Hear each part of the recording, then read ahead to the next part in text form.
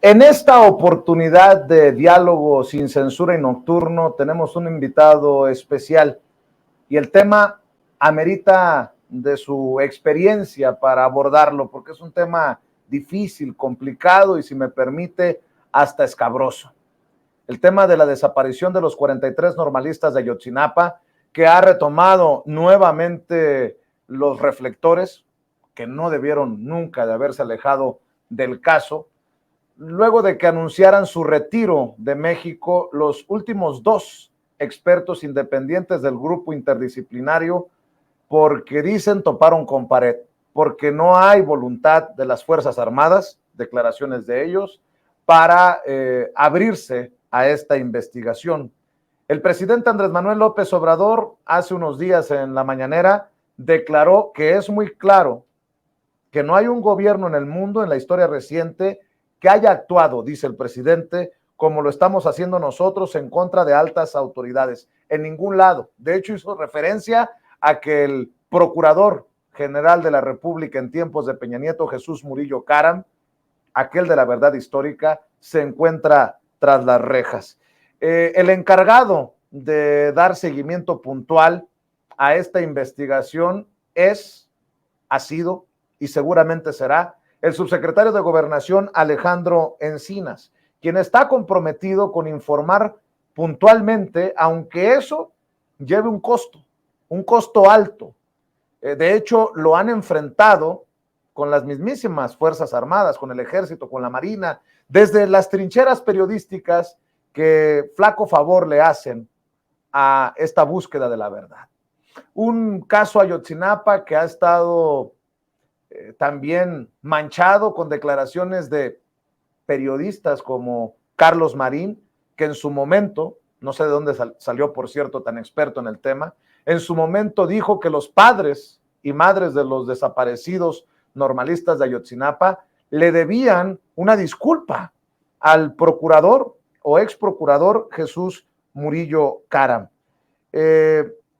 Ha dicho, y lo sostiene Alejandro Encinas, que el objetivo es conocer la verdad, dar con el paradero de los 40 estudiantes que faltan y castigar a los responsables. Ayer circuló este mensaje el subsecretario de Gobernación, Alejandro Encinas, a quien desde aquí le mandamos un saludo respetuoso, y él sabe que se le admira desde esta trinchera sin censura.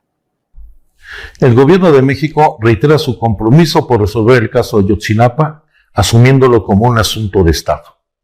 Nuestro objetivo es conocer la verdad de los hechos, dar con el paradero de los 40 estudiantes que falta por encontrar y castigar a los responsables de este crimen.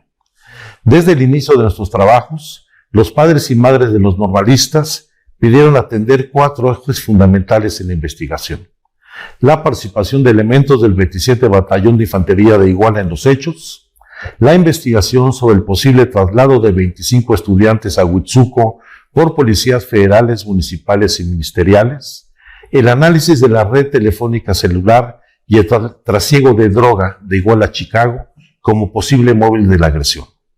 Todos estos temas han sido atendidos hasta el día de hoy y hoy se encuentran detenidos y sujetos a proceso 14 militares de distintos grados, entre ellos 2 generales. Sobre los hechos relacionados con el municipio de Huitzuco están detenidos 7 policías municipales, 6 policías estatales y 6 policías federales ministeriales, también todos ellos sujetos a proceso. Por otro lado, se realizó un análisis de 87 millones de registros de redes telefónicas que permitió la depuración de 84,000 registros de las llamadas realizadas los días 26 y 27 de septiembre, así como el mapeo y geolocalización de 116 números que son de vital importancia para derribar por completo la verdad histórica. Respecto al trasiego de drogas, se encuentra con testimonios y pruebas que vinculan a diversas autoridades con el grupo delictivo de Guerreros Unidos, y hoy estas personas se encuentran detenidas por delincuencia organizada y otros delitos. Hoy encaramos una campaña de desinformación que pretende vulnerar la investigación, cuyos resultados no tienen precedente, por lo cual, a partir de esta semana, estaremos informando de todas las acciones que realiza la Comisión del caso Ayotzinapa, de lo que hemos realizado en los últimos 4 años, y lo haremos como desde un principio sin protagonismo, guardando el sigilo que corresponde a toda investigación penal y con pleno respeto a las víctimas y a sus familias. Para hablar de este tema y de los que él quiera, me da mucho gusto recibir en estos estudios a un periodista yo creo que ya va para el medio siglo de experiencia. Me va a regañar a lo mejor porque ya estoy raspando muebles. Es el querido y respetado José Reveles, Pepe Reveles, quien escribe este libro, ya que estamos hablando del caso Ayotzinapa. Échale la culpa a la heroína, de Iguala a Chicago. Y Pepe expone que los máximos responsables de la desaparición de los 43 normalistas de Ayotzinapa son los 3 presidentes de la República, los últimos del periodo neoliberal. Ellos deberían haber conducido, dice, una política antidrogas firme y soberana. Sin embargo, claudicaron para servir ciegamente al apetito de Estados Unidos, el país con el mayor número de adictos. ¿Cuál es el papel de la pasta, goma, caballo, dama blanca, reina, chiva, potro, H, smack, junk, skag, black tar? Me refiero a la heroína. Esos son algunos de los nombres con los que se le conoce a esta, la droga ilícita más importante y peligrosa de México. Dice Pepe Reveles en el libro que genera al menos 17 mil millones de dólares anuales en ganancias y ha suscitado un parque jurásico de las peores prácticas criminales. Lo dije y lo sostengo. Admirado Pepe Reveles, ¿cómo estás? Muchísimas gracias, Vicente, con el gusto de estar aquí contigo, acompañándote y estoy a tus órdenes. Dice, para iniciar, el subsecretario de Gobernación que se ha desatado una campaña de desinformación y pareciera que esto de quererle decir al presidente no has cumplido con tu promesa de campaña de esclarecer la desaparición de los 43 normalistas de Ayotzinapa, pues lleva a la intención de meterlo en esta guerra sucia que él mismo desde las mañaneras ha advertido. Pero yo digo, vaya cínicos, esto ocurrió en el sexenio pasado, lo ensuciaron en el sexenio pasado, pero además es consecuencia de lo que ha venido ocurriendo en los últimos sexenios en nuestro país. ¿Cómo ves esto, Pepe? Mira, hay varios factores a tomar en cuenta en el caso de los 43 desaparecidos. Primero, la oposición de las fuerzas militares a dar información que después el GIEI, por ejemplo, el Grupo Internacional de Expertos Independientes, descubrió que sí estaba la información, pero no la quisieron dar. O sea, hay una resistencia a decir la verdad. ¿Por qué? Porque están implicados algunos de sus miembros. El que estén algunos, incluso oficiales, involucrados en la desaparición de los 43, posiblemente muy involucrados, porque no hay en Guerrero un dominio más amplio que el del ejército de hace más de 50 años. Y es natural, porque son seres humanos, que de pronto se alíen, acepten tratos con la delincuencia organizada o reciban sobornos directamente, ¿no? Porque esa es la naturaleza humana. Pero serían elementos manchados, no claro, la gran institución. Eso es lo que estoy diciendo, exactamente, que pueden ser personas que hayan estado cerca y que incluso sepan en este momento a dónde fueron cambiados los cuerpos, que fueron enterrados, desenterrados y vueltos a enterrar en lugares distintos, y esa resistencia se ha manifestado de muchas maneras. Una de ellas es no proporcionando información, lo denunció perfectamente el GIEI. 2, no aceptar y luchar jurídicamente para tumbar las órdenes de aprehensión que había contra militares, pero Encinas justamente las revivió y hay ahorita 8 militares nuevos, más los 4 que había, faltan 8 para que completen 20 involucrados. Un ejército que espiaba a los muchachos y tenía infiltrados adentro de la normal, como siendo soldados en activo, inscritos como normalistas, ¿no? Hay uno particularmente que está mencionado, que es Patolzin. Entonces, vamos a decir, este dominio global de la región por parte del ejército, yo en este libro menciono un ex militar que se hizo policía de Iguala, que permite que pasen las camionetas repletas de goma de opio o de heroína, y está confirmado que hay un tráfico desde Iguala hasta Chicago en autobuses de pasajeros. Está perfectamente documentado ya. ¿Por qué? Porque en Estados Unidos, en Chicago, fueron detenidos un año antes de los acontecimientos, o sea, ya estamos hablando de hace 10 años, fueron detenidos mexicanos, un grupo de 7 o 8 mexicanos, que llevaban heroína, que llevaban dinero producto de la venta y que estaban, pues, como una especie de corresponsabilidad, viviendo en Chicago, ¿no? Y que con el tiempo la investigación arrojó que ellos se encargaron de dar órdenes desde Chicago a los Guerreros Unidos, diciendo: cierren todas las salidas, busquen hacia Huitzuco, etcétera, etcétera, un poco a ciegas. ¿Por qué? Porque solamente actuaban de acuerdo con los mensajes de texto que le estaba mandando la propia delincuencia organizada. Como contexto, el modus operandi de los muchachos que salían a manifestarse era llevarse camiones de pasajeros, no era la primera vez que lo hacían. Entonces, tú apuntas en tu investigación a que se robaron el camión equivocado. Se llevaron un camión equivocado con una carga importante de heroína. Hay un quinto autobús que nunca mencionó la PGR en sus investigaciones, que fue analizado años después y había sido remodelado. Posiblemente le quitaron el clavo, porque esta droga suele meterse en compartimientos llamados clavos en los autobuses. El tema es que ni siquiera lo menciona la investigación de la PGR, y ese autobús es el sospechoso de haber llevado la heroína dentro, ¿no? ¿Qué significa esto?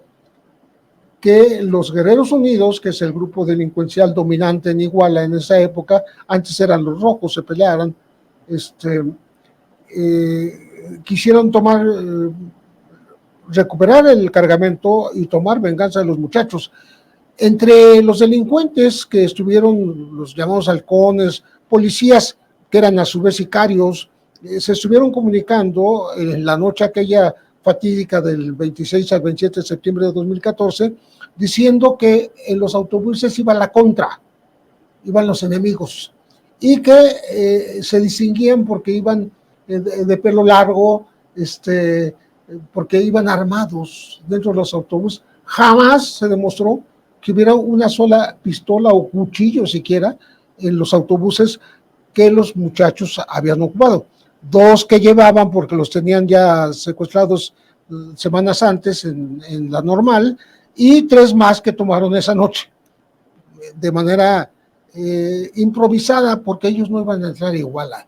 Estaban boteando en la caseta de cobro y en la entrada de Iguala, pero no iban a entrar, sino que unos jóvenes, 8 o 9, se subieron a un autobús para convencerlo de que se lo dejaran llevárselo al chofer.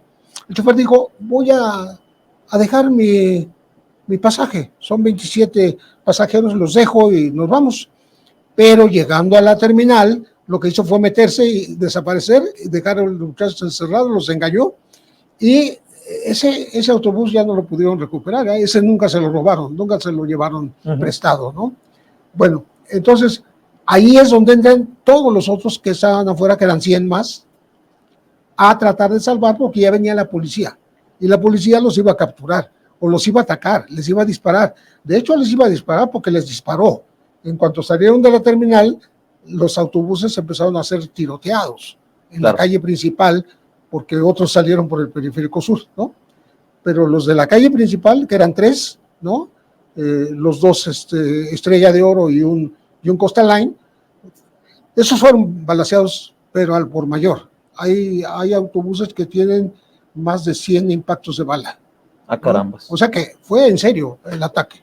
José, hablas de los militares, de los soldados, pero también apunta el grupo de expertos independientes, del grupo interdisciplinario de expertos independientes, a la participación de elementos de la Marina. Porque recuerdo que se dieron a conocer aquellos videos en los que se aprecia a gente de la Procuraduría con elementos de la Marina moviendo costales o moviendo cosas allá en el basurero de Cocula. Exactamente. O sea, estamos hablando de un operativo de Estado en tiempos de Peña Nieto, del que sería muy difícil que Peña Nieto no hubiera sabido, que Miguel Ángel Osorio Chong, secretario de Gobernación, no hubiera sabido, y del que definitivamente saben detalles Jesús Murillo Caram, hoy tras las rejas, y Tomás Herón de Lucio, hoy prófugo en Israel. Que estaban ahí presentes cuando esos movimientos de la Marina, curiosamente. Los grandes fabricantes de la verdad histórica son Murillo Caram y Tomás Herón. Es posible que más Tomás Herón, que influyó a Murillo, pero jurídicamente Murillo está preso por mentir. O sea, están diciendo que los muchachos fueron arrojados y luego incendiados en una especie de horno gigantesco cuando estaba lloviendo, ¿no?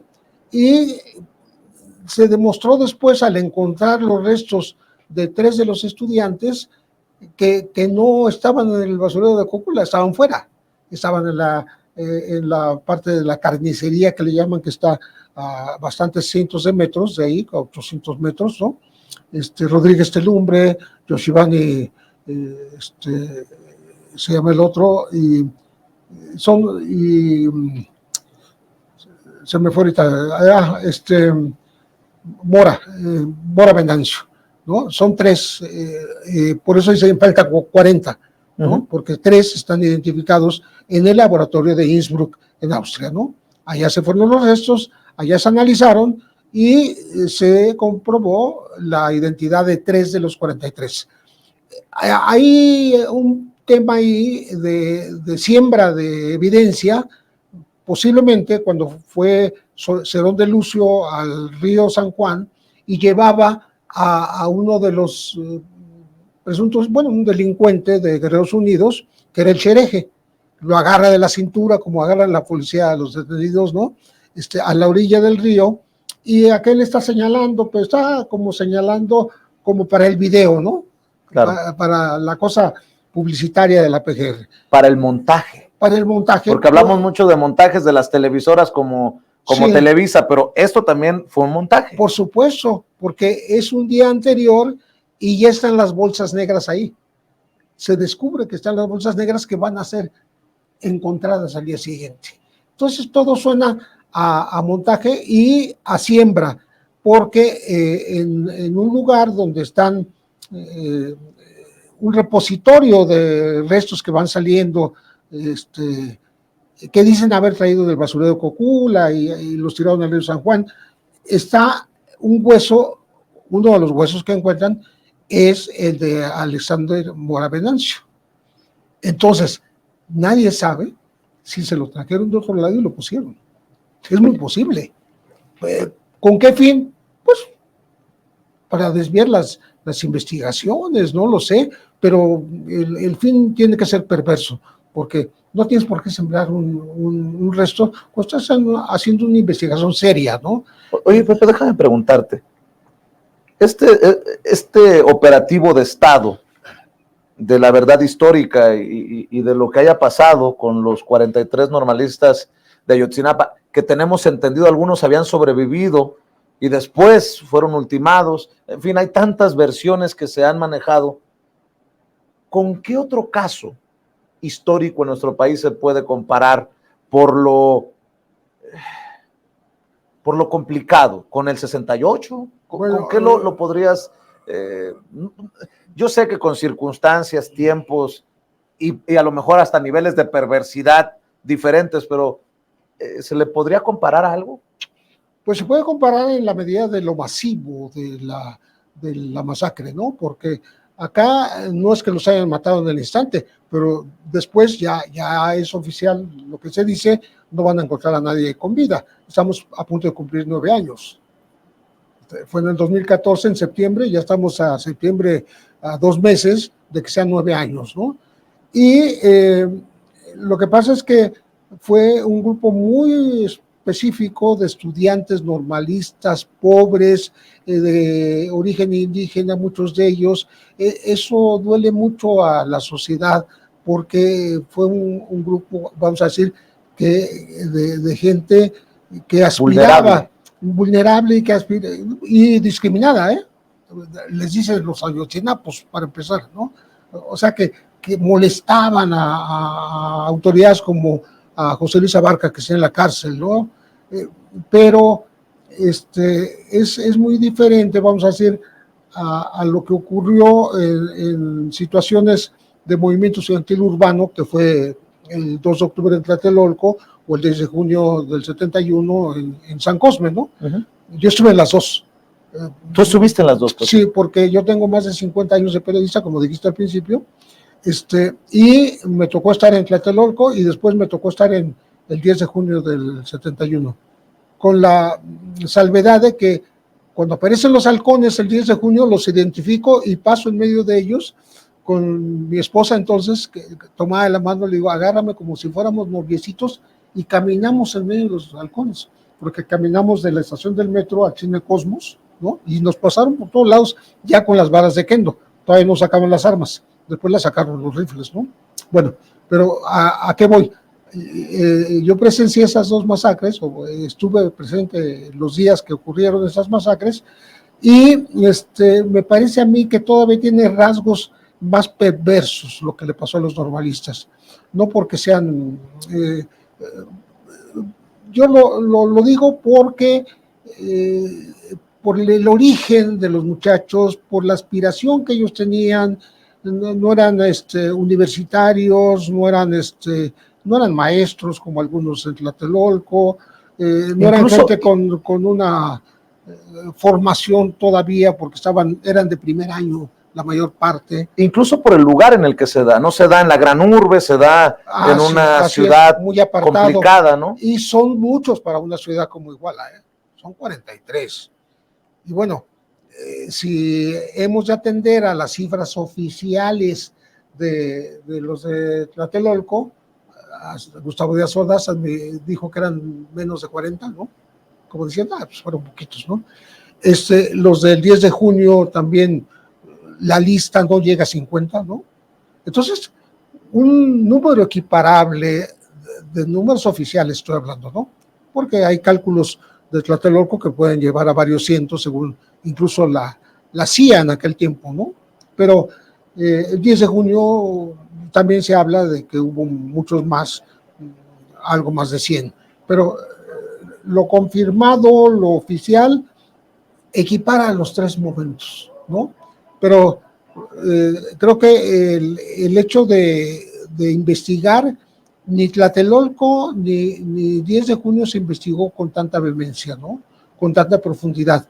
Y llegó hasta los estamentos militares, como también hubiese llegado, bueno, una investigación seria sobre el 60 y el 71. Sí llegó, porque se mencionó al secretario de la Defensa, se mencionó a un presidente de la República, que estuvo en prisión domiciliaria por acusación de genocidio, que después consiguió un amparo, bueno, es otra cosa, pero históricamente estuvo en prisión domiciliaria Luis Echeverría Álvarez, sí, sobre todo por el 10 de junio, aunque estuvo en los dos, era secretario de Gobernación en el 68 y era presidente en el 71, ¿no?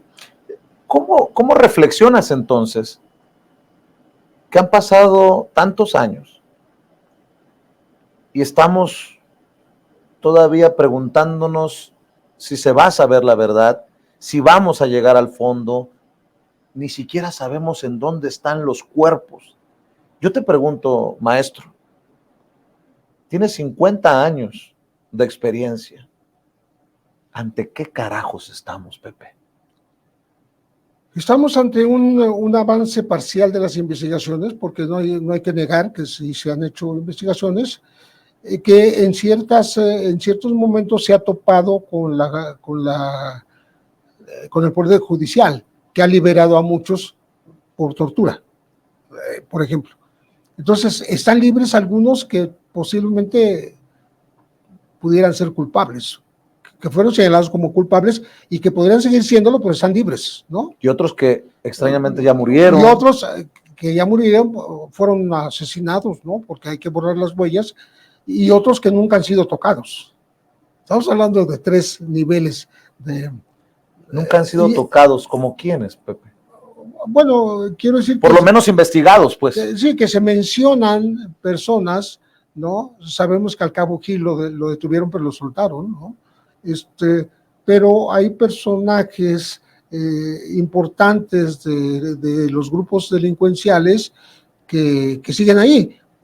Por decirte un nombre, y que no me acuerdo quién, el hermano de María Los Ángeles Pineda, Salomón Pineda Villa, que nunca nadie lo ha tocado, nunca nadie lo ha agarrado, y es una persona que dicen que tuvo un papel relevantísimo en la desaparición de los muchachos, por órdenes de su hermana. Y también, me corrige si estoy equivocado, pero creo que los miembros del grupo independiente de expertos mencionaba a que se tenía que investigar a Miguel Ángel Osorio Chong. Mencionaban a todos aquellos que participaron en el diseño de la verdad histórica, porque eso se planeó. Porque además, Osorio Chong, en gobiernos anteriores, el secretario de Gobernación era el que movía el CISEN, o sea, los espías, era el que movía toda la inteligencia de nuestro país. Si no estaba él personalmente, había representantes de él, ¿no? De tal manera que hay muchos funcionarios involucrados en la verdad histórica, que se demuestra con el tiempo que es una mentira histórica, que es una fabricación, y todo el mundo dirá, bueno, ¿para qué fabrican eso? Yo tengo la clave o la hipótesis de que cuando Murillo Karam por primera vez da a conocer esa verdad histórica, fue la antevíspera, o sea, 2 días antes de que se fuera Peña Nieto a China, y a un congreso que había en Australia. Eran dos foros internacionales, y no se podía ir del país porque ¿cómo se iba a ir con ese pendiente encima? O para que internacionalmente no lo cuestionaran, ¿no? Pues yo creo que era el permiso de que pudiera salir del país sin tener grandes broncas, porque pues ya estaba de alguna manera resuelto el tema. Entonces le dieron una solución falsa con tal de sacar al presidente del país, o sea, darle permiso de salir. Esa es mi hipótesis, ¿no? Oye, José. Porque ¿para qué vas a inventar algo que no te va a llevar a nada, que nunca vas a encontrar? Tendrías que sostener que se disolvió totalmente a esos cadáveres para decir que no hay ni un ADN. Pero si fueron arrojados, es una pendiente el basurero de Cocula. Si rodaron, no ruedan como tanques de gas, los cuerpos se atoran. Claro. Y entonces se desgarran las ropas, las uñas, los zapatos, todo. No hay indicio de nada de eso en el basurero. O sea, es falso lo del basurero. Oye, José, cuando mencionaron a mi paisano, por cierto es mi paisano, Alejandro Encinas, como coordinador de estos esfuerzos, como la cabeza de la investigación, yo decía, se sacó el tigre de la rifa por lo complicado, pero para el presidente Andrés Manuel López Obrador, yo creo que es el reto más importante, incluso que andarse defendiendo de la guerra sucia de la oposición, aguantar a la oligarquía. Creo que es el reto más importante del presidente Andrés Manuel López Obrador. ¿No lo ves así? Yo tengo confianza, incluso, claro que lo veo así, que antes de que se vaya, que termine el sexenio de Andrés Manuel López Obrador, haya novedades, exista una información fehaciente de a dónde fueron a parar los muchachos, porque es lo único que falta, saber dónde están, ¿no? Comprobarlo mediante pruebas de ADN, o sea, no aceptar, no, pues ahí hay 10 cadáveres, ahí están. No. De hecho, en la historia lo que ocurrió fue que buscando a los muchachos en varios lugares de Iguala han encontrado cientos de cadáveres de otras personas, de otros momentos, víctimas también de Guerreros Unidos o lo que sea, pero son otras personas porque se han hecho las pruebas de ADN. Entonces, yo espero que en un momento dado, pues gente de la propia delincuencia se atreva a decir, antes de que lo maten, ¿no? ¿Qué fue lo que pasó? O algún participante. Y esto se da en todos lados, ¿no? Siempre hay algún testigo. Por decirte algo, yo en este momento tengo interés en estar averiguando lo que fue en los años 70, los llamados vuelos de la muerte, porque encontré un expediente militar sobre eso. Entonces, lo tengo y lo estoy estudiando. Lo que te quiero decir es que ahí aparecen personas pues que fueron llamadas a declarar y declararon y describieron con pelos y señales qué hacían, cómo hacían y a qué horas hacían y con cuántos lo hacían, ¿no? Entonces, creo que puede ser muy relevante. Y así van a aparecer, es mi confianza, personas que se acerquen a los familiares o se acerquen a la autoridad y que digan, las cosas ocurrieron de esta manera y en este momento busquen en tal lugar y ahí están, ¿no? Es muy complicado la labor del periodista y es aún más complicado dejar un documento como estos libros. Por eso siempre nuestro respeto para ustedes, los maestros del periodismo de larga trayectoria, José. ¿Qué reacciones ha habido? Desde que publicaste el libro, por cierto, agradezco la dedicatoria, maestro. ¿Ha habido amenazas? ¿Ha habido reacciones? ¿Ha habido qué ha pasado? No, para nada, esto? Porque aparece además en el 2015, un año después, y aparece en el contexto de varios libros más. No es el único. O sea, hay muchos libros, algunos muy, muy meritorios, a mí me gustan muchos, ¿no? El de Temoris Greco, que me gusta el título, se llama Mirar Morir, que es como describe a los militares. Los militares estaban viendo, vieron todo el tiempo, vieron morir, pero no hicieron nada, no intervinieron. Ese es el gran pecado del ejército. No haber hecho nada, teniendo conocimiento de principio a fin de lo que pasó, ¿no? Bueno, están otros, el de Paula Mónaco, que es muy bueno, es excelente, porque incluso trae un suplemento en otro papel, en papel cuché, de la historia de cada uno de los 43, o sea, le da una atención personal a los muchachos, ¿no? Está, pues, los testimonios de John Gilliver que consiguió y que él no mete su voz para nada, pone solo voces de la gente que entrevistó, ¿no? Y hay varios más, ¿no? Pero no ninguna. Y también ha habido algunas voladas muy feas, ¿no? Sí, hay yo no mencioné otros, claro, está el de Anabel, por supuesto, donde dice que la heroína iba en 2 camiones y que los 2 camiones eran los que ya tenían los muchachos. A mí me parece que no tiene bases y que es inconcebible que los muchachos hayan traído durante 2 semanas paseando la heroína por todo el país, ¿no? Porque esos autobuses iban y venían. Y porque esperaron hasta la noche de Iguala para tomar los que eran dueños de ese cargamento. Entonces, por eso no le doy, porque todo lo que nosotros publicamos tratamos de documentarlo. Y cuando no, pues le das la credibilidad a través de gente con nombre y apellido, ¿no? De ser posible. Entonces, ahí no lo hay, ¿no? Entonces, hay de todo. Pero creo que particularmente en este tema, hubo tantos interesados en sacar a luz los acontecimientos que éramos demasiados como para que nos persiguiera. Nadie nos persiguió, ni el ejército tampoco, ¿no? No nos envía. Déjame preguntarte porque, bueno, pocas veces tenemos oportunidad de sentarnos así con el suficiente tiempo a dialogar. Tú has sido periodista de investigación, has publicado en algunos de los espacios relevantes, importantes en su momento, algunos ya también hasta cuestionados, pero no vamos a entrar en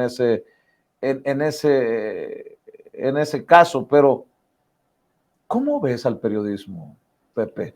Tiene 50 años, de alguna manera, exponiendo el pellejo para contar la verdad.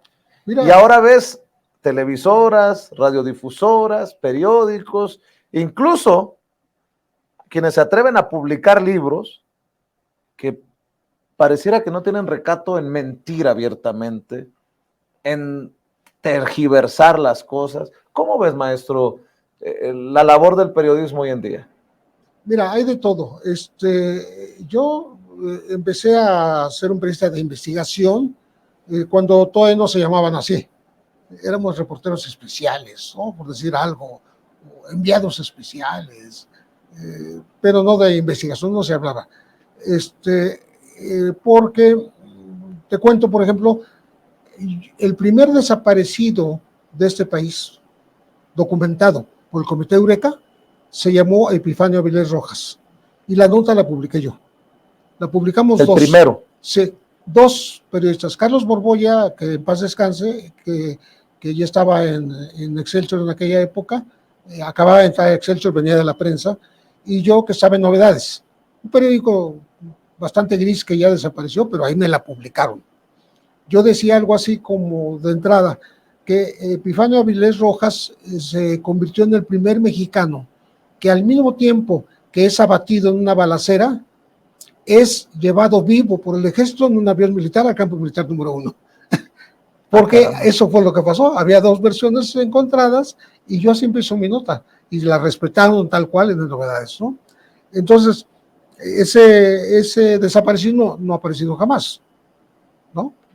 Es de los que no han aparecido, porque hay listas de desaparecidos, algunos de cuyos integrantes después se sabe cuál fue su paradero, ¿no? No demasiados, pero sí.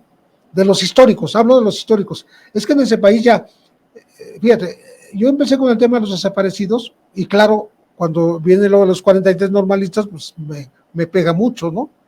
Pero además, yo tengo y lo había escrito en un artículo antes de que ocurriera lo de los normalistas, ¿no? Hablando pues, del reino de la amapola, ¿no? Cómo se unen dolores viejos con dolores nuevos. Los viejos desaparecidos de la guerra sucia y los nuevos desaparecidos que puede ser cualquiera, porque estamos hablando de 110,000, 112,000 desaparecidos registrados en México. Es una barbaridad. Cuando trabajábamos el tema de los desaparecidos políticos, pues lo más que alguien llegó a mencionar eran 1,300, 1,500. Tal vez ahora se puede decir que eran unos 3,000 los que hubo en total durante toda la guerra sucia, pero 112,000, ¿cómo? ¿De dónde? ¿Por qué? Porque las desapariciones comenzaron a hacerse por parte de la delincuencia organizada, por grupos de narcotraficantes, por autoridades también que actuaron fuera de la ley, ¿no? Como en Chihuahua, el ejército entró a Chihuahua y desapareció 4,000 personas, por decirlo así, claramente, ¿no? Hay casos muy específicos. El de Nitza Paola y son 3. Es un caso que ya llegó a la CIDH, pero otros no tienen ni nombre y están desaparecidos, ¿no? Como pudo haber sido el tema de los estudiantes, esos no desaparecidos, sino liquidados, los estudiantes del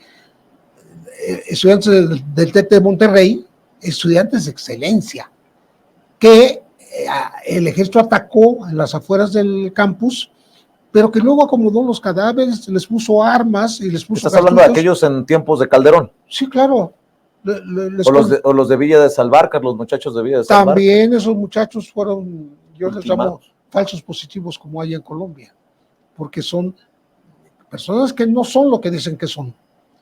En Colombia se inventó eso de los falsos positivos, iban por muchachos de la calle, se los encontraban en Soacha, por ejemplo, y aparecían al día siguiente a 700 kilómetros de distancia en un cuartel militar, muertos. ¿Qué pasó con esto? Porque se los llevaban, los vestían de guerrilleros de las FARC y los mataban. Entonces, se descubrió que que no había huellas, agujeros de balas en los uniformes.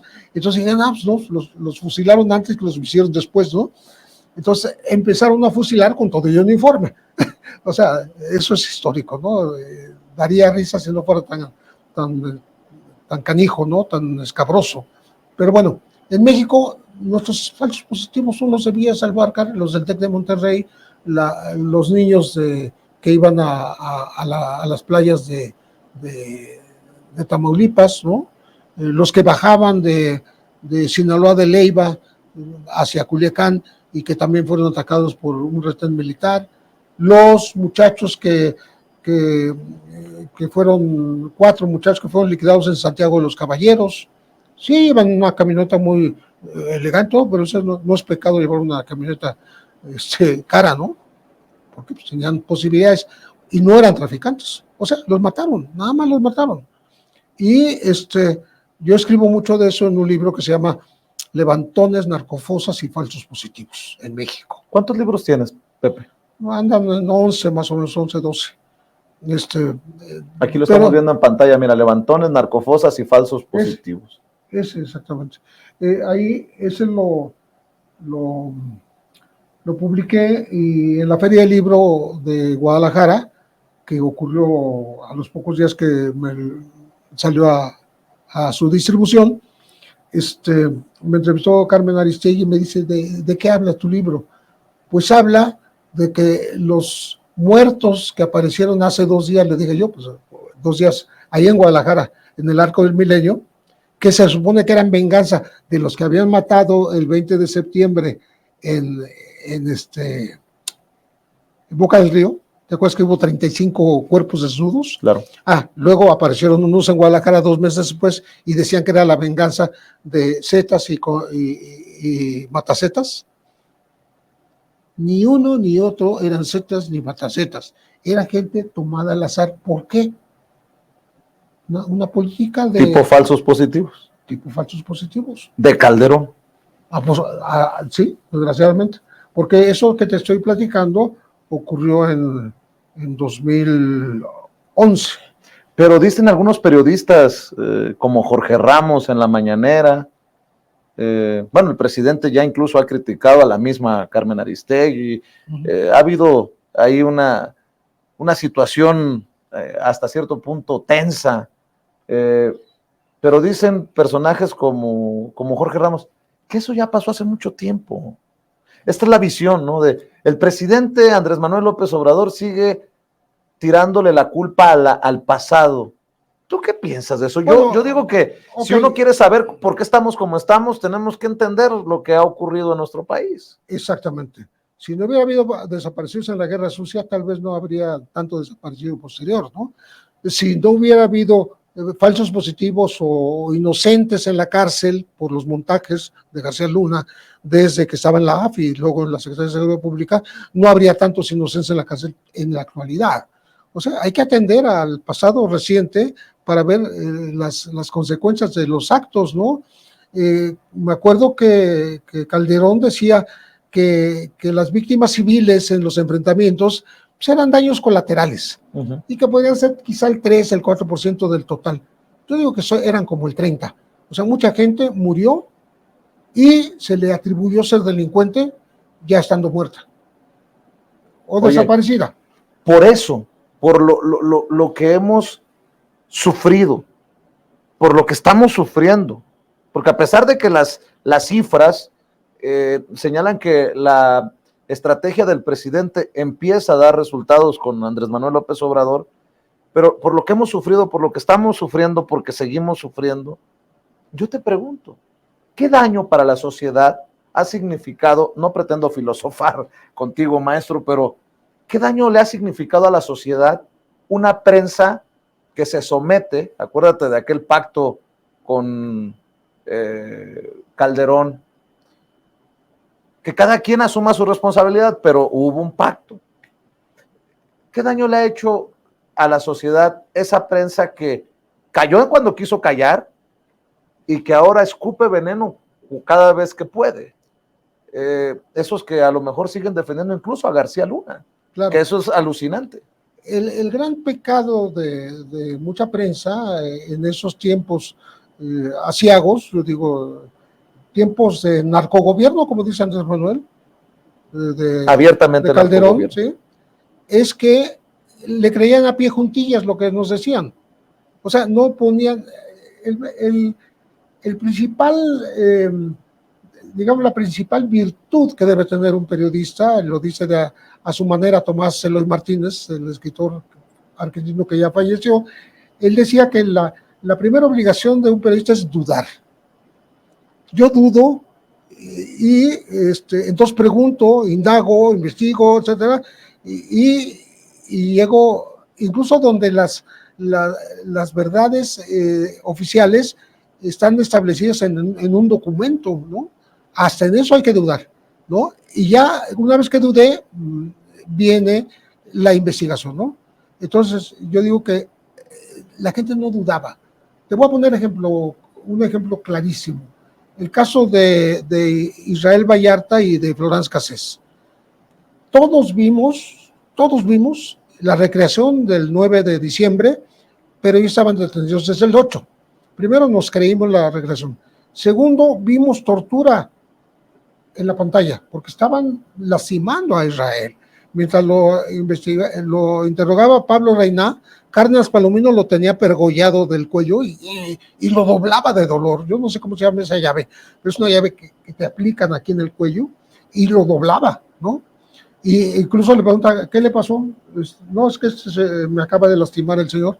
Y entonces lo vuelve a pensar. ¿Qué dijiste? No, nada, todo está bien. Todo eso sale filmado.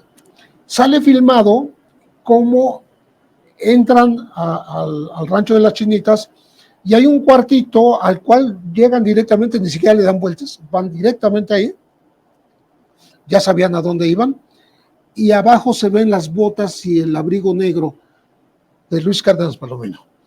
Y nadie se pone a investigar de por qué en una acción infraganti, o sea, una operación de captura infraganti de secuestradores, se abren desde adentro. O sea, era fácil verlo, pero cuando no quieres ver, no ves. No, claro. En el caso de los granadazos de Morelia, uno de los 3 que llevan, que por cierto fue una fabricación grandototota de Mario Arturo Acosta Chaparro, el general Acosta Chaparro, que en esa época ya trabajaba para Calderón y negociaba con los cárteles, ¿no? Ahí negoció con la familia michoacana para decir que eran zetas. Bueno, esos, yo dije desde el principio, van a salir libres, porque entrevisté a los familiares, me dijeron dónde estaban la noche de los granadazos. Estaban en Lázaro Cárdenas, a 400 kilómetros de distancia. Pero bueno, fueron encarcelados, no salieron el año que dije yo, pero a los 3 años salieron, están libres. Entonces ahora tenemos en México un caso tan grave como de 8 o 9 muertos y más de 100 heridos y lisiados por las granadas de Morelia, cuya autoría no se sabe de quién es, y no hay un solo encerrado en la cárcel por esas. O sea, es un crimen impune, colectivo, que el gobierno no da cuentas de por qué no hay nadie en la cárcel. Tú no. Ni bajo juicio, ni nada. No podemos especular por obvias razones, porque especular no es periodismo, o el periodismo no permitirá especular, pero entendiendo que García Luna fue tan perverso, tu servidor estuvo cubriendo el juicio allá en Nueva York, y lo que oía uno era cada cosa, no, muy, muy horrenda, narrado por los mismísimos capos, pero pues yo no dudaría que la misma autoridad se aventaba uno que otro eventito de estos para generar pues este terror que nos envolvió, o que de alguna manera legitimara lo que estaban haciendo, la disque guerra contra el narcotráfico. Pero bueno, no, ahí te lo dejo de tarea. No, yo de hecho yo lo escribí, en las historias más negras de narco, impunidad y corrupción. Yo tengo un capítulo que se llama Las granadas de Morelia, y en donde yo digo que coincidió con el discurso que daba Calderón en contra de los disidentes de la época que habían rodeado Palacio y que para él eran pues, gente de oposición violenta, y era gente de López Obrador. Entonces empata la manifestación masiva, pero no armada, quizá violenta, pero no armada, con los granadazos del 15 de septiembre de 2008 en Morelia. Me parece un pretexto, y otro era que se empezó a hablar en México de narcoterrorismo. O sea, querían hablar del narcoterrorismo y que la gente con eso justificara más la guerra de Calderón. Esa es mi hipótesis y está escrita, o sea, yo la defiendo, ¿no? Pero bueno, y además el autor físico, el que hizo las cosas, el que dejó atados y golpeados a los supuestos 3 responsables, se llama Manuel Arturo Acosta Chaparro. Se llamó, porque pues lo liquidaron el último año de gobierno de Calderón, y yo siempre digo que es fuego amigo porque ya no quedó huella de... ¿Qué sabría el general Acosta Chaparro? ¿Qué no sabría? Sabía todo. Acosta Chaparro sabía todo de ese país. Y más cuando estuvo trabajando en Los Pinos. Él sale de la prisión militar con un amparo en 2007. Y directo se va a trabajar a Los Pinos. Esas son cosas que la gente no liga en la historia, pero que tienen su repercusión porque son factores de poder, son factores de violencia, son factores de fabricación que son muy importantes. Yo creo que puede ser hasta más importante que un García Luna en su momento, ahí en donde estuvo él, ¿no? ¿Sigues publicando, Pepe? Pues en este momento no, estoy trabajando en un libro.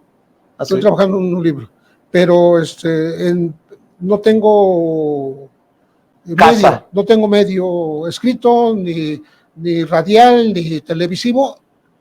Yo he trabajado en los 3, pero no lo tengo ahora. Puede ser que esta pregunta ni siquiera la quieras responder y lo entendería, pero ¿no te duele que algunas de las casas en las que has trabajado, has escrito, te han publicado, estén pues ahora sí que en la lista de los medios señalados, no solamente por el presidente, sino por la sociedad, ¿no? ¿Cómo ves a este presidente que no se queda callado?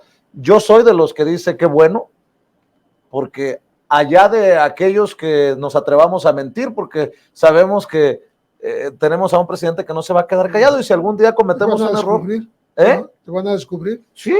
Fíjate, pero ¿qué piensas de esta relación presidente?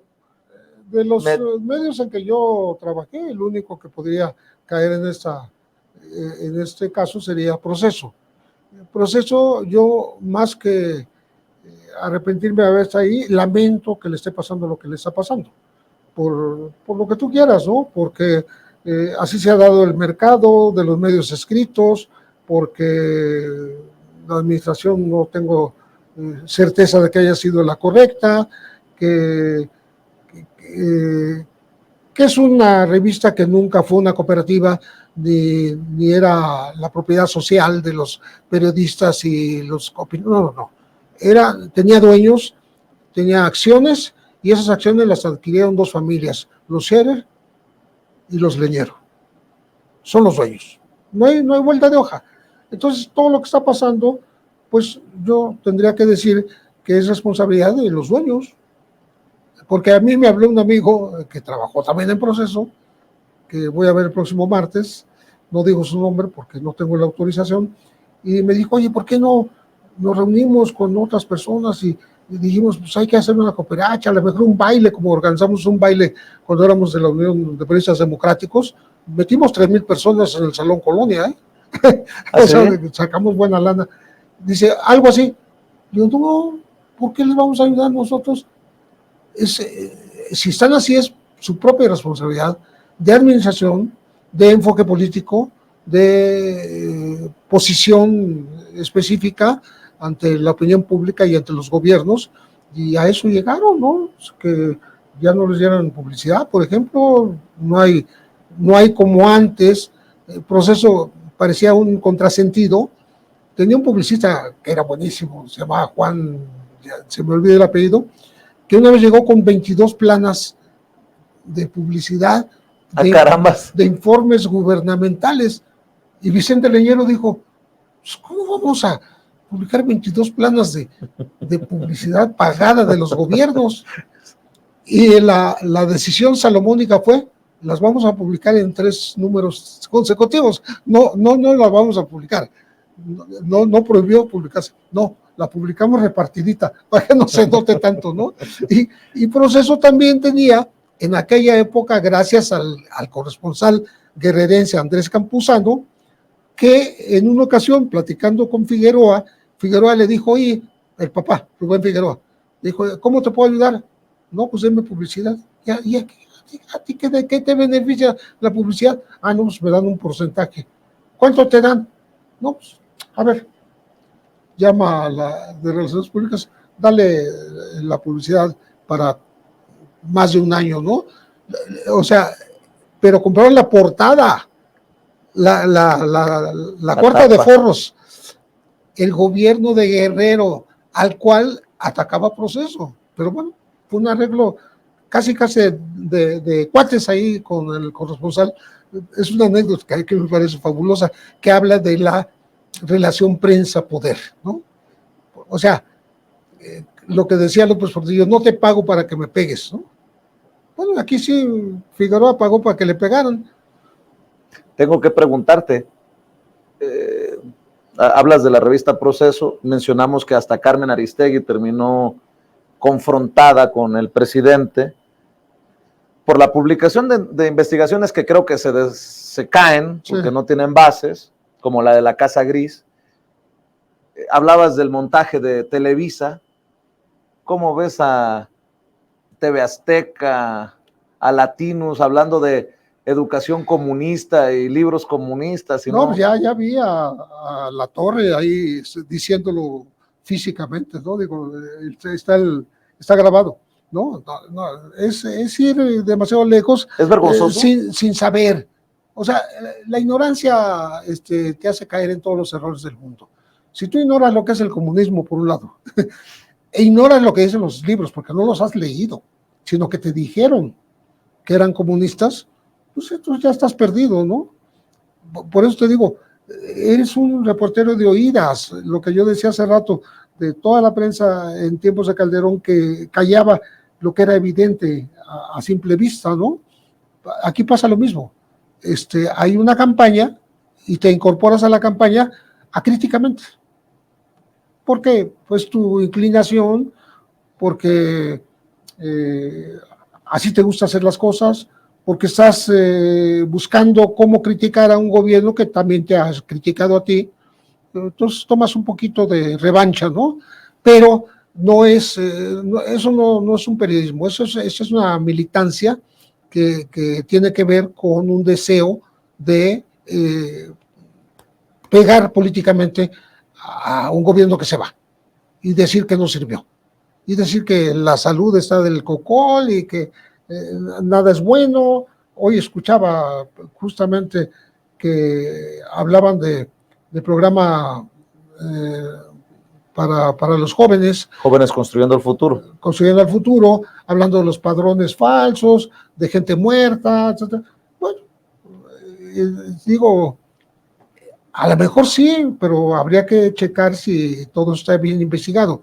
Yo escribí, por ejemplo, un libro así, no me apeno hasta la fecha, en 2006, yo escribí Las manos sucias del PAN, pero porque descubrí toda la lana que consiguieron, gracias a ser los panistas, que les daban las secretarías de Estado. O sea, le dijeron a Usabiaga, por ejemplo, a Javier Usabiaga, que era el secretario de Agricultura, dales lana para programas sociales a los panistas, a los del grupo parlamentario del PAN. Y eran tan torpes, todavía no sabían manejar bien los recursos públicos, que no supieron gastarse 900 millones de pesos que les daban. O sea, no supieron llenar los programas para conseguirlos. Ándale. Eso está en el libro ahí escrito, ¿no? Entonces, uno de los principales corruptos de esa época que era José Luis Preciado de Colima, pues ahora aspira a la presidencia de la República. Y acusa casi de corruptos a los del Frente Amplio Opositor. Por eso, los pájaros tirándole, ¿cómo? Los patos tirándole a la escopeta. Es algo que yo escribí y algo que yo sostuve y lo fui a presentar a Colima el libro. No tuve, dije, bueno, pues a ver si no pasa nada, no pasó nada. Pero a lo que quiero llegar es que yo eso lo hice con documentos, con cheques. Los números de cheque que Preciado quería que le entregaran la mitad de 55 millones de pesos en la época, están ahí escritos, como en la página 8 o 10 del libro. Entonces, si tú haces una investigación, ok, se acusa que el programa Oportunidades o cualquier otro fue manipulado, ok. Ahora jóvenes construyendo el futuro, le pasa lo mismo, o a los becarios de algún otro programa gubernamental, pues demuéstralo y denúncialo.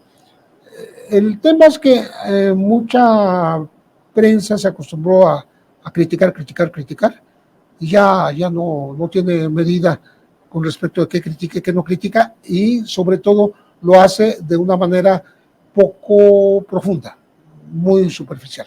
Para cerrar, maestro, en esta oportunidad, ya sabes que este es tu estudio, tu casa, que te respetamos, que te admiramos, ojalá que regreses muy pronto. Muchas gracias. Déjame preguntarte, ¿hasta cuándo, Pepe? 50 años y te veo con mucho ánimo de seguir dando la batalla. Hablas de un libro. ¿Has pensado en el retiro o los periodistas no nos retiramos? Pues yo creo que no nos retiramos, ¿no? Yo pienso mucho, claro, era mucho más joven que yo actualmente, ¿no? Este periodista español que acaba de morir, que fue corresponsal de guerra de los últimos 20 años, ay, se me va ahorita el nombre porque yo no lo conocía, sino que estoy leyendo quién era él, ¿no? Era un capuchis español, vamos a decir, ¿no? Estuvo en la guerra, con una empatía, como podríamos hablar del que era corresponsal también de La Jornada, que ya murió y que estaba en la guerra de Irán, y que un tipo que sabe meterse en los zapatos, en la ropa de la gente, que describe las cosas que ocurren, pero las describe desde la comunidad atacada, desde las víctimas de la guerra. Yo te lo pregunto porque tú te has dedicado a escribir y a reportar sobre las cosas más fuertes. Robert Fisk, no me venía el nombre a la cabeza. Entonces, yo lo pongo de ejemplo cuando hubo un artículo que publicó hace años Ignacio Ramonet, que era de Le Monde Diplomatique.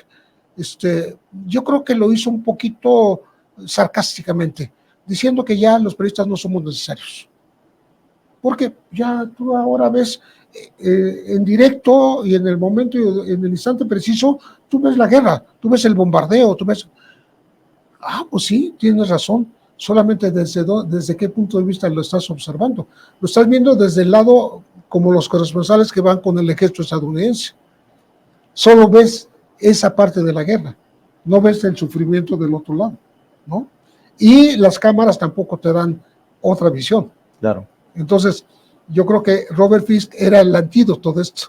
Tú leías a un Robert Fisk y te describía el incendio de la biblioteca de Alejandría y todo, con una belleza literaria y con un sentimiento, algo hermoso, ¿no? Eso sí vale la pena, pero no afiliarse a pues yo digo esta ironía de Ramonet, de que ya los periodistas ya no somos necesarios. Yo creo que somos más necesarios que nunca. Por supuesto. Yo creo que el periodismo nunca va a morir, ¿no? Y si algo vale la pena es ser un periodista que investiga y que esa investigación sea honesta, que tenga empatía con las víctimas de una injusticia, que es lo que uno ha hecho toda la vida, ¿no? Claro. Yo no escribí del 68, del 71 desde el punto de vista del ejército y de la policía, ¿no? sino a los estudiantes. Déjame cerrar, no solamente invitando a la gente para que busque, porque lo va a encontrar en las librerías y en las tiendas de autoservicio. Échale la culpa a la heroína de Igual a Chicago, de Pepe Rebeles, de José Rebeles. ¿Cuántos años tienes, Pepe? ¿Cuántos años tienes de edad? ¿De edad? Cumplo 80 en enero. 80 años. Tengo 79. Le bromeaba a mi papá, ojalá que yo pueda verme como tú a tu edad. Me da mucho gusto. A tus 79, 80 años, como mexicano. Para cerrar, una reflexión. ¿Qué país ves? ¿Qué México ves? ¿Qué ves de este gobierno que cerrará el próximo año, Andrés Manuel López Obrador? ¿Con qué cierras? ¿Qué reflexión puedes cerrar respecto a eso, Pepe? Yo aquí hablo como ciudadano, como mexicano, ¿no? Yo aspiro con mi trabajo periodístico, y es lo que he tratado de hacer toda la vida, durante décadas, ¿no?, a que el país sea más justo, más equitativo, más vivible, ¿no?, en donde la gente pueda salir con confianza a las calles, tener certeza de que puede haber justicia cuando se cometen justamente delitos en contra de una persona, no necesariamente uno. Yo no siento que alguien me haya hecho algo muy grave, ¿no? Pero sí veo que a la gente le hacen las cosas muy graves. Yo me he especializado en casos de los cuales ya nadie se acuerda o se van rezagando en los años. Por decirte una cosa, a mí me habló la semana pasada Israel Vallarta. ¿Por qué? Porque confía en mí, me tiene aprecio, porque yo he tratado de defenderlo toda la vida. Escribí un libro en donde defiendo la inocencia de ellos, de Florence y de Israel. No lo hago ahora, lo hice desde entonces y lo hice en un documental. Bueno, pero bueno, yo lo he ido a visitar a la cárcel. Es increíble que tenga 18 años sin sentencia. Por ejemplo, pongo ese ejemplo porque me parece lo más cabrón es que el presidente de la República muestre voluntad y que ni así. Exactamente, hay una mesa de justicia que ordenó generar esta administración, que estudia los casos y que ha dejado en libertad 300 y tantos casos, pero deja en libertad a los casos no relevantes.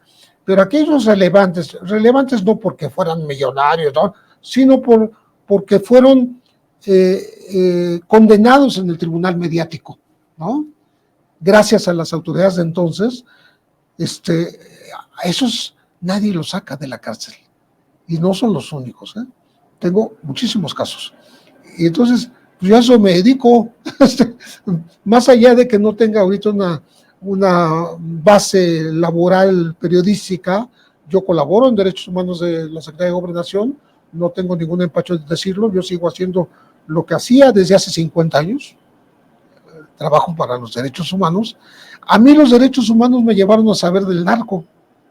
¿Por qué? Porque empiezas hablando con las víctimas, en contra de los corruptos. Yo publiqué listas de agentes corruptos desde los 90, cuando estaba Álvarez del Castillo en la PGR, etcétera, etcétera, y eran las épocas del cártel de Guadalajara.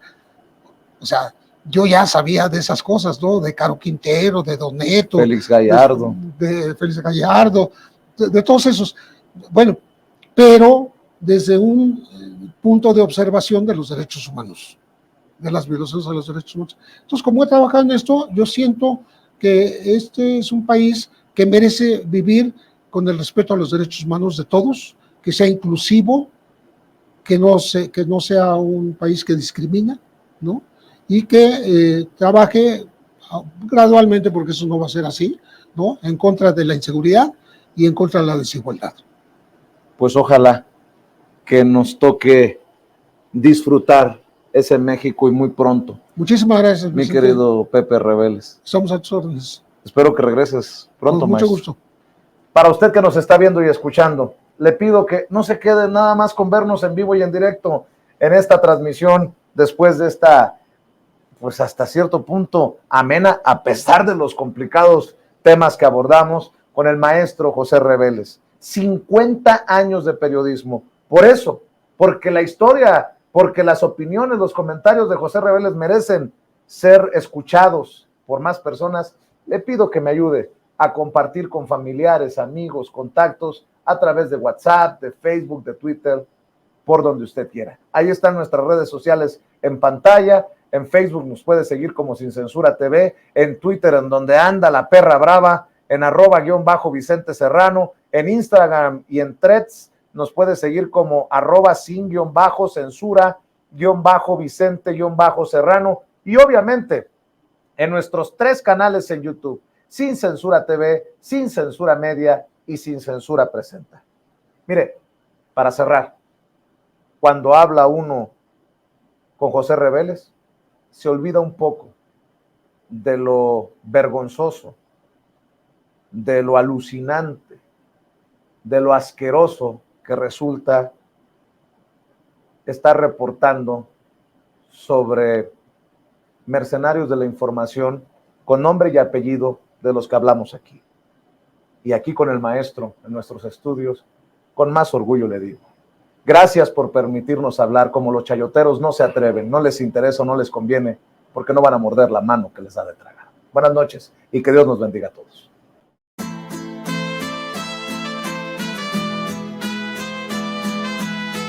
Otra prensa que es luz y claridad en la noche oscura. Hay quien tiene remedio y hay medios sin cura. Hay una prensa que nutre la perfecta dictadura y le declaró una guerra abierta a la cultura. Hay otra prensa dispuesta a enfrentarse a esta locura, sincero, sin pero, sin miedo y sin censura.